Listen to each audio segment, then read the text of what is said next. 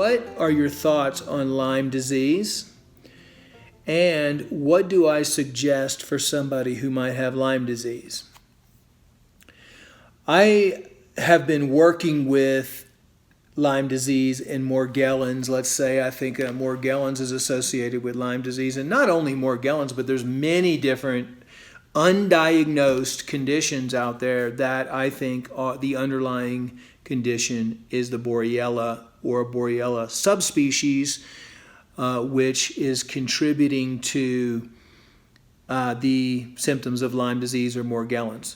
I would honestly say and agree with Royal Raymond Rife with his research in the 1920s that practically every single condition that anyone is dealing with today has a secondary microbial factor, a harmful organism factor, and that can be fungus, yeast, mold, bacteria, mycoplasm, pleomorphic organisms, worms. What we have seen and what we're now identifying, and even major researchers at major universities are coming up and saying now, is there is a link and a connection to every single condition with harmful organisms. We've been saying that for years, that we need to clean the intestines, number one. We need to cleanse the liver and gallbladder. We need to do liver cleanses. And the third thing that we've always recommended is a harmful organism cleanse. A harmful organism cleanse is a combination of specific herbs that target harmful organisms in the system, which would be any of those organisms that are not beneficial for your body and that cause harm for your body. We're not talking about helpful probiotics. We're talking about harmful organisms that attack your system on a regular basis. And that's really what we're talking about with Lyme disease. What I've used clinically with different individuals in the past is silver. Now that's something, colloidal silver, which a nanoparticle silver, which is readily available, and I'm sure you've heard of that before. I used to use a product called germanium-132. Germanium-132 is a very powerful antiviral, antimicrobial. Selenium is something that I've used in the past before as well. The thing is, you have the power to heal yourself. You have a self-healing mechanism. This is the secret that the medical profession hopes you never find out, is that you have the power to heal any single condition already. Why then are so many people sick? Why do people get disease? Well, there's one reason, and we figured this out 20-something years ago when we were doing a research on the root cause of all disease. And we identified over 100 different disease-causing mechanisms, because our job was to find the root cause of disease. Not like the allopathic's job is, let's find something to treat the symptoms of your disease. And the root cause of disease, if you haven't seen my Secret to Health video on YouTube, I recommend that you watch that. But the root cause of all disease is nothing more than toxicity. It's nothing more than a combination of the chemicals and toxins that you're putting in your body and you're surrounding yourself around in your environment. I go into detail on that in the Secret to Health video. But if you have a strong self-healing mechanism, and this is why cleansing works so efficiently. When you go through 25 years, we've been testing this philosophy. And it's really simplicity is what heals everything.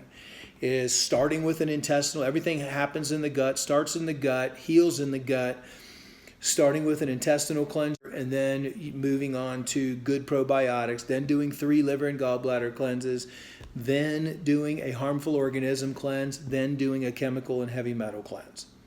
Once you cleanse all that stuff out of your system, your self-healing mechanism begins to activate again. And then your immune system becomes strong again. And your body can now attack and repair all of the damaged tissue. And that's also why intermittent fasting, juice fasting, water-only fasting works so well to attack and to heal. I say attack and heal your body loves to attack the damaged and diseased tissue inside of yourself. It loves to have that opportunity. It just doesn't get that opportunity because people continue to put all of the toxic chemicals and all the stuff into their system. The body loves to attack and heal. It loves to attack the damaged stuff, the toxins, and it loves to heal and repair your tissues, to regenerate your tissues. That's the beautiful thing about the system and the beautiful thing about our body. The oleander extract is also something that has been used in the past. The Sutherlandia, it's a purified oleander extract. Oleander is a poisonous plant, so you don't want to go get oleander and start making tea out of it.